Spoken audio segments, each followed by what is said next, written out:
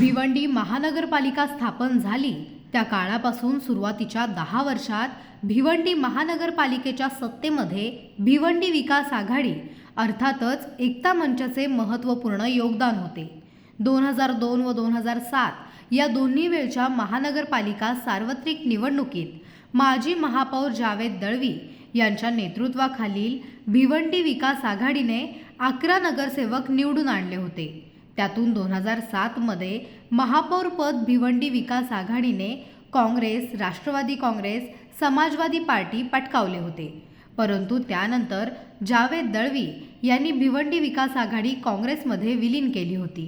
त्यानंतर काँग्रेसमधील स्थानिक राजकारणाला कंटाळून जावेद दळवी यांनी भिवंडी विकास आघाडीचे पुनर्जीवन केले असून त्यानिमित्त आयोजित कार्यक्रमात आमदार महेश चौगुले व शांताराम मोरे यांचा सत्कार सोहळा पार पडला।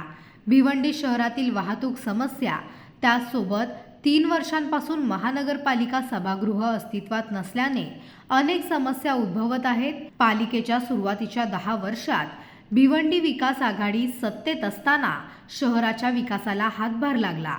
त्यामुळे शहरात स्थानिक पक्ष असावा अशी सर्वांचीच मागणी असल्याने पुन्हा एकदा भिवंडी विकास आघाडी एकता मंच सुरू करीत आहोत, अशी माहिती भिवंडी विकास आघाडीचे संयोजक माजी महापौर जावेद दळवी यांनी दिली आहे। परत भिवंडी विकास आघाडी एकता मंच कायम करण्याचा निर्णय घेतला। त्यामुळे आता गेले 2-3 वर्षाचा काउन्सिल पण नाही आहे, पण आता पुढे काउन्सिलचे इलेक्शन येऊ शकतात, हे होऊ शकतं आणि भिवंडीचे साठी भिवंडीचे एक लोकल पक्ष असणं गरजेचं असं मला वाटतं। कारण मी मागे 2 वेळे त्याचा अनुभव घेतलेला, त्याचा चांगला बेनिफिट भिवंडीला झाला होता। त्यामुळे परत तेच निर्णय घेतला आणि भिवंडी विकास आघाडी एकता मंच कायम केली।